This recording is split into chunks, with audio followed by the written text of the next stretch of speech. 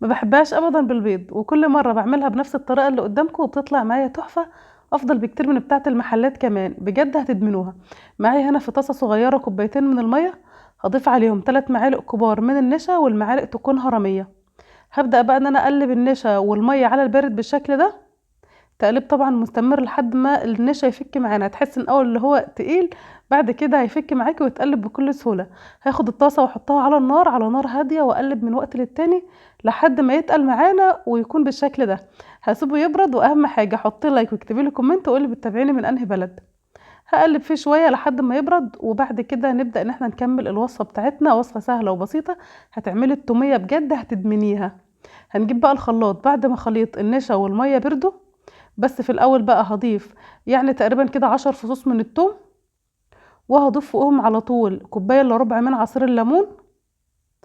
وهبدا بقى ان انا اضربهم في الخلاط كويس، بس محتاجه الثوم ينعم شويه، مع ربع معلقه من الملح. ما تزوديش الملح، ربع معلقه كفايه قوي. هبدا بقى ان انا اضربهم في الخلاط بالشكل ده. بعد كده هجيب بقى خليط النشا والميه، هبدا ان انا اضيفه عليهم. بصوا بقى خليط النشا والميه تقل ازاي، هيفك معانا دلوقتي ويكون زي الفل. خلاص، بعد كده كمان هضيف يعني تقريبا 4 معالق من المايونيز، لان عامله ما شاء الله كميه توميه كويسه، فالمايونيز هيديها طعم كويس قوي. خلاص، وهبدا بقى ان انا اضرب الخليط ده مع بعضه كويس جدا. واللي هيتحكم بقى في السمك هو الزيت. عايزاه خفيف هتزودي كميه الزيت، عايزاه تقيل انت تحكمي عليه فيه على حسب ما بتحبي يعني.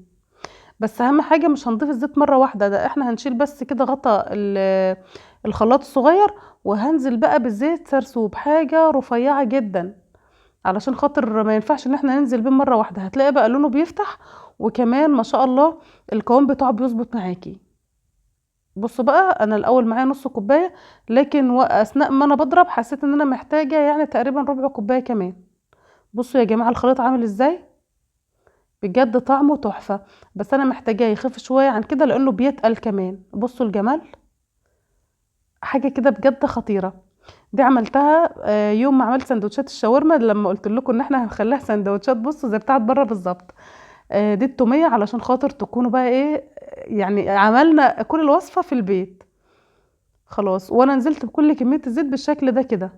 تعالوا بقى نفضي التومية في الطبق ونشوف الكون بتاعها الجميل عامل ازاي.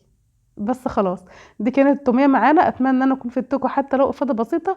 واللي ما جربش التوميه في البيت قبل كده يعملها، بجد يا جماعه تحفه. واحنا بنجيب السندوتشات من بره بيكونوا مدينا علبه صغيره جدا، وبيكونوا حاسبينها بسعر غالي.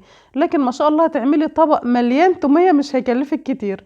اتمنى حلقتنا النهارده تكون عجبتكم، واستنونا ان شاء الله في حلقه جايه. ومع السلامه.